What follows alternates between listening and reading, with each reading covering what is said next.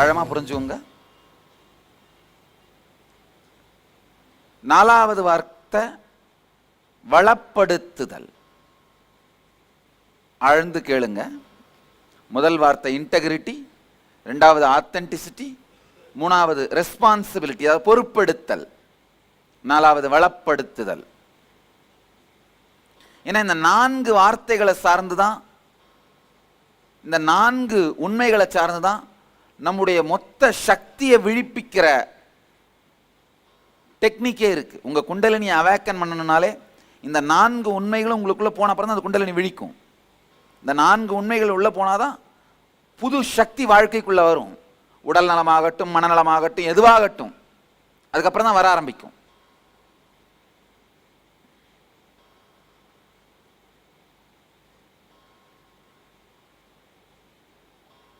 வளப்படுத்துதல் 4வது வார்த்தை.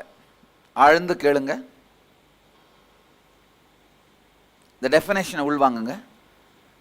சம்பூர்த்தி, தமிழே சொல்லிடுறேன், நல்லா ஆழமா புரிஞ்சுக்கோங்க, கொஞ்சம் நிமிர்ந்து உட்காருங்களேன். இன்டெகிரிட்டி, ஆத்தென்டிசிட்டி, இது ரெண்டோடையும், அதாவது ஒருங்குவித்தல், ஸ்ரத்தை, இந்த ரெண்டோடையும் உங்களையும் உங்களை சுத்தி இருக்கவங்களையும் தொடர்ந்து வளப்படுத்துறதுக்கான பொறுப்பெடுத்து உங்களையும் உங்களை சுத்தி இருக்கவங்களையும் மேம்படுத்திக்கிட்டே போறது. இப்ப நமக்கெல்லாம் இருக்கிற பெரிய பிரச்சனை என்னன்னா, நம்மளை நாம திரும்ப திரும்ப இந்த சத்தியங்களை சொல்லி மேம்படுத்திக்கணும் அப்படிங்கிறதுல யாருக்குமே சந்தேகம் இல்லை. அதுல இருக்கா சந்தேகம் இருக்கா? ஆனா மற்றவங்களை ஏன் சாமி நாம சொல்லி, மற்றவங்களை ஏன் சாமி வளப்படுத்தணும், மற்றவங்க லைஃப்ல ஏன் சாமி தலையிடணும்? எத்தனை பேருக்கு இந்த கேள்வி இருக்கு? நல்லா புரிஞ்சுக்கோங்க. உண்மையில உங்களை சுத்தி இருக்கவங்க எல்லாருமே உங்க வாழ்க்கையோட பாகம். உங்க மனைவி டிப்ரெஷன்ல உட்கார்ந்து இருந்தா நீங்க நிம்மதியா இருந்துருவீங்களா? இல்ல சில பேர் அப்பதான் நிம்மதியா இருப்பாங்க, அது வேற விஷயம். உங்க வாழ்க்கையோட பாகமா இருக்கிறவங்கள நல்லா புரிஞ்சுக்கோங்க. அதாவது நீங்க அப்படிங்கிறது ஒரு பல்வேறு நபர்கள் சேர்ந்த தொகுப்பு தான். எப்ப நீங்க முழுமையான மகனா மாற முடியும்? உங்க தாய் உங்களை முழுமையான மகன் ஏத்துக்கிட்டா மட்டும்தான். எப்ப நீங்க முழுமையான எம்ப்ளாயியா மாற முடியும்? உங்க பாஸ் உங்களை முழுமையான எம்ப்ளாயி ஏத்துக்கிட்டாதான். எப்ப நீங்க முழுமையான சீடனா மாற முடியும்? நான் அந்த மாதிரி ஃபீல் பண்ணாதான். இப்போ நாங்க 4 பேரும் சம்பந்தப்படாமலே நீங்க மட்டும் முழுமையாயிட முடியுமா? எத்தனை பேருக்கு புரியுது?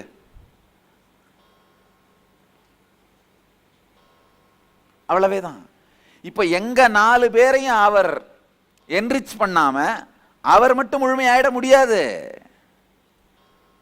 அதே மாதிரி தான் உங்க அத்தனை பேரையும் என்ரிச் பண்ணி முடிக்காம நான் மட்டும் முழுமையாயிட முடியாது. அத்தனை சீடர்களும், அதனால தான் புத்தர் சொல்றாரு, என்னுடைய கடைசி சீடன் ஞானம் அடைகிற வரைக்கும் நான் காத்திருப்பேன் அப்படின்னு. நீங்க அத்தனை பேரும் முழுமை அடைஞ்சாதான் நான் முழுமை அடைய முடியும். எவ்வளவு பெரிய வேலை தெரியுது. நீங்க அப்படிங்கிறது உங்க பல்வேறு பர்சனாலிட்டியோட தொகுப்பு தான் நீங்க. எத்தனை பேருக்கு இப்ப இது புரியுது? ஏன் மற்றவங்களை, நம்மளை சுத்தி இருக்கவங்களையும் என்ரிச் பண்ணணும், நம்மளை சுத்தி இருக்கவங்களையும் இந்த தத்துவங்கள் மூலமா வளப்படுத்தணும்.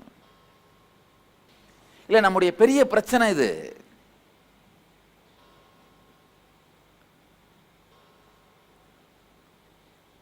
நம்மளை சுத்தி இருக்கவங்களை ஏதாவது ஒரு விதத்தில் நாம கனெக்ட் பண்ணியே தான் தீருவோம்.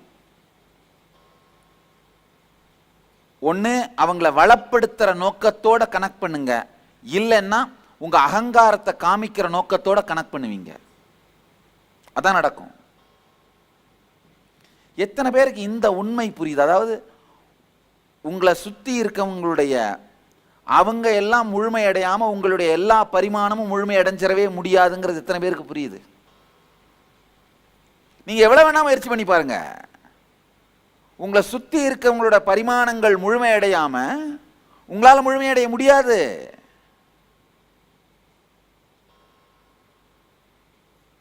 உங்களுக்குள்ள கம்ப்ளீஷன் வரணும்னா உங்களுக்குள்ள உங்களை சுற்றி இருக்கவங்க எல்லாருக்குள்ளேயும் கம்ப்ளீஷன் வர ஆரம்பிக்கணும்.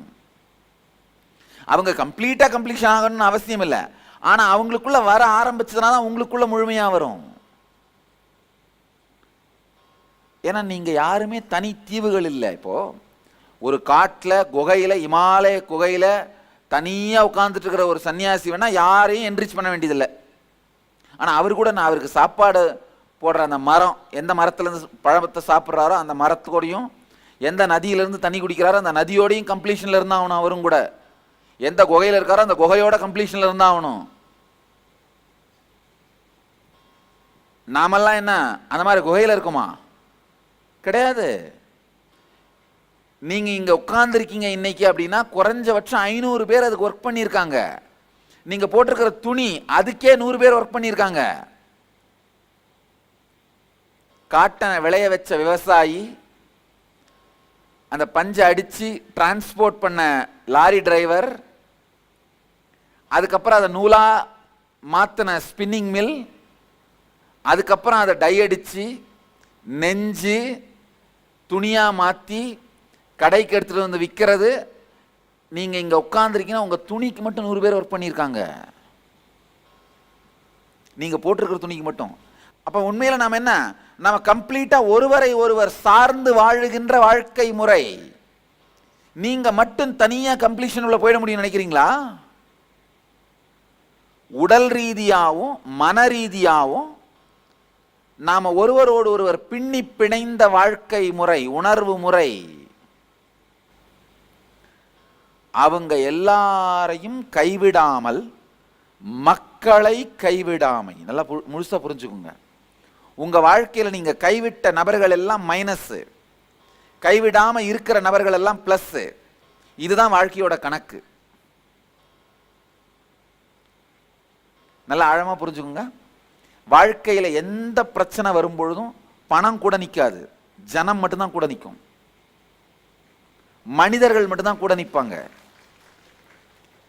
மக்களை கைவிடாமை, மக்களை கைவிடாமை அப்படிங்கிற ஒரே ஒரு உண்மையை கையில் எடுத்து உங்களை சுத்தி இருக்கவங்களை கைவிடாமல், டயர்டாகாம,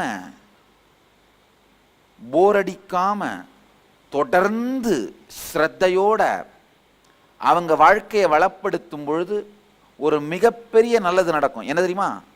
உங்களுக்குள்ள இருக்கிற சந்தேகங்கள், செல்ஃப் டவுட் எல்லாம் கரைஞ்சு போகும். உங்க மேலேயே நீங்க வச்சிருக்கிற சந்தேகங்கள் இருக்கு பார்த்தீங்களா, அது கரைஞ்சு போயிடும். செல்ஃப் டவுட் எல்லாம் கரைஞ்சு போயிடும்.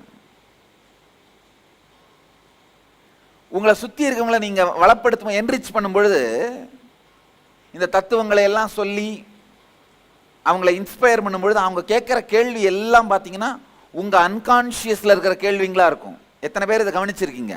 எத்தனை பேர் இதை அனுபவத்தில் பார்த்துருக்கீங்க? அவங்க கேள்விக்கெல்லாம் உங்களால் ஆன்சர் பண்ண முடிஞ்சதுன்னா உங்கள் மனசு முழுக்க எல்லாத்துக்கும் உங்களால் ஆன்சர் பண்ணிட முடியும். அவங்க கேள்விக்கு ஆன்சர் பண்ண முடியலைன்னா நீங்களும் அந்த தத்துவத்தை முழுசாக வாழ மாட்டீங்க.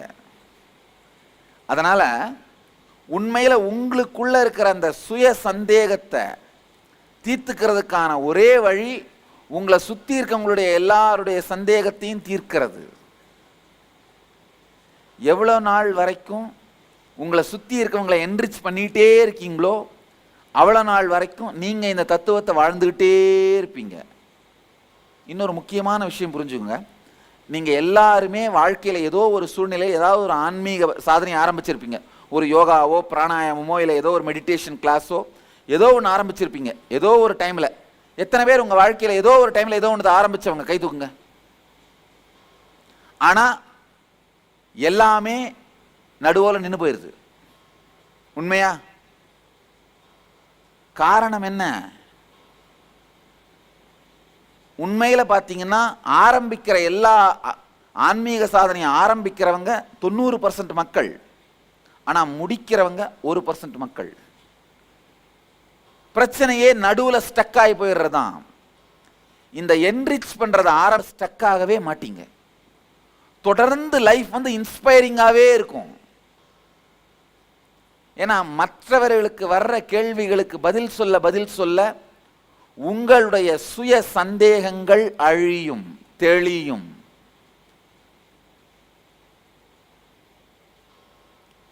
எத்தனை பேர் மற்றவங்களுக்கு பதில் சொல்றது மூலமாவே உங்க சந்தேகங்கள் தெளிஞ்சிருக்கு? கை தூக்குங்க. இதை அனுபவிச்சிருக்கீங்க. இதான் உண்மை. அதனால வளப்படுத்துதல் அப்படிங்கிறது மற்றவங்களுக்கு செய்யற சேவைன்னு நினைக்காதீங்க, உங்களுக்கே செஞ்சுக்கிற சேவை.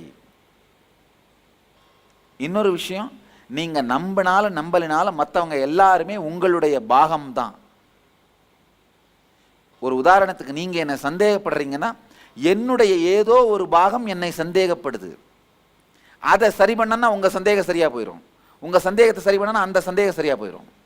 ஏன்னா இந்த ரெண்டும் வேற வேற இல்லை. உங்களுடைய சந்தேகம் உங்கள் சந்தேகம் இல்லை, என்னுடைய ஏதோ ஒரு பாகம் என்னை சந்தேகப்படுகிறது. அந்த சந்தேகத்தை எடுத்தேன்னா உங்க சந்தேகம் கரைஞ்சு போயிடும், உங்க சந்தேகத்தை எடுத்தேன்னா அந்த சந்தேகம் கரைஞ்சு போயிடும். ஏன்னா இது ரெண்டுமே ஒன்னோட ஒன்று கனெக்டட். உங்களை சுற்றி இருக்கிற நபர்கள் எல்லாருமே உங்களுடைய பிரதிபிம்பங்கள் தான். நீங்க ஏத்துக்கிட்டாலும் ஏத்துக்கலினாலும், புரிஞ்சாலும் புரியலினாலும், உங்களை சுற்றி இருக்கவங்க எல்லாமே உங்களுடைய எக்ஸ்டென்ஷன், உங்களுடைய வெளிப்பாடு. இந்த உண்மையை உணர்ந்து உங்களை சுற்றி இருக்கவங்க எல்லாருடைய வாழ்க்கையையும் வளப்படுத்துதல், என்ரிச் பண்றது.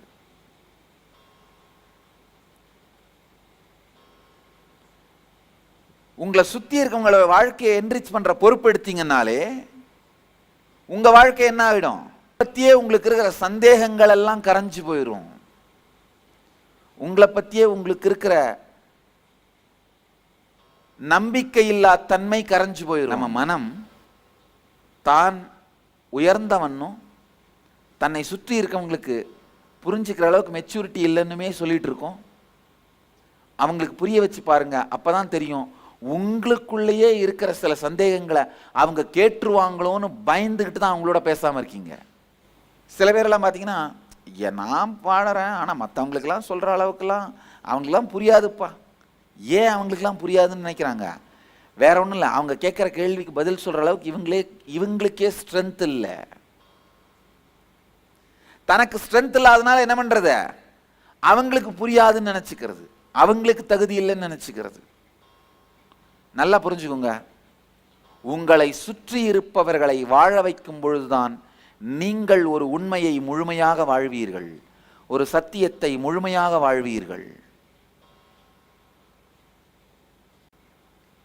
மற்றவங்க வாழ்வு விரிவடைகிறதுக்கு நீங்க காரணமா இருக்கும் பொழுதுதான், நீங்க பொறுப்பெடுக்கும் பொழுதுதான் உங்க வாழ்வு விரிவடைய துவங்கும். நம்ம எல்லாருக்கும் இருக்கிற இன்னொரு மிகப்பெரிய வியாதி, மனிதனுக்கு இருக்கிற மிகப்பெரிய வியாதி என்னன்னா, தன்னை குறுக்கிக்கிட்டே போறது. ஒரு சின்ன ஒரு கான்ஃப்ளிக்ட் வந்தா கூட அதை ஃபேஸ் பண்றதுக்கு பயந்துட்டு என்ன பண்றது? நீ எப்படியோ போ, நான் எப்படியோ போறேன், இது ஏன் பார்டர், அது உன் பார்டர். அந்த மாதிரி நாம நம்மளை சுருக்கிக்கிட்டே போனோம்னா வாழ்க்கை என்ன ஆகும்? கடைசியில் சுடுகாட்டில் தான் இருப்போம். நம்ம நாலடி குழியில் உட்காந்துட்டு, அதுவும் வேற எவனாவது வந்துருவானோன்னு பயந்துட்டே இருப்போம். ஏய் கையை போடாத, அந்த பக்கமா வை. இது மனிதனுக்கு வந்த மிகப்பெரிய ஒரு வியாதி. தன்னை தனிமைப்படுத்திக் கொள்வதும், தனிமைப்படுத்திக்கிட்ட அப்புறம் தோப்புல இருந்தாலும் ஒவ்வொரு மரமும் தனி மரம் தான் புலம்புறதும். மரம் வேணா தனி மரமா இருக்கலாம், ஏன்னா அதால போய் இன்னொரு மரத்தை ஹக் பண்ணிக்க முடியாது, அரவணைச்சிக்க முடியாது. ஆனா மனுஷன் தனி மரமா இருக்க வேண்டிய அவசியம் இல்லை. நம்மளால உறவுகளை உருவாக்கிக்க முடியும், உணர்வுகளை பகிர்ந்துக்க முடியும், வாழ்க்கையை வளப்படுத்திக்க முடியும். ஒரு சின்ன பயிற்சி, இந்த வளப்படுத்துதலை புரிஞ்சுக்கிற ஒரு பயிற்சி. அந்த 10 முக்கியமான உறவுகளை வரிசைப்படுத்துங்க. இந்த உறவு முறைகள்கிட்ட சம்பூர்த்தினா ஒருங்குவித்தல் தான். ஒருங்குவித்தல், ஸ்ரத்தை, பொறுப்புணர்வை நீங்க வாழ்ந்து இந்த உறவுகளை எந்தெந்த மாதிரி புது வழியில புதுப்பிக்க போறீங்க அப்படிங்கிறத தெளிவா விஷுவலைஸ் பண்ணி உங்க வாழ்வில் நீங்க சந்திக்கிற மக்களை எந்தெந்த வார்த்தை, எண்ணம் மற்றும் செயல் மூலமா வளப்படுத்த போறீங்க, விஷுவலைஸ் பண்ணி எழுதுங்க.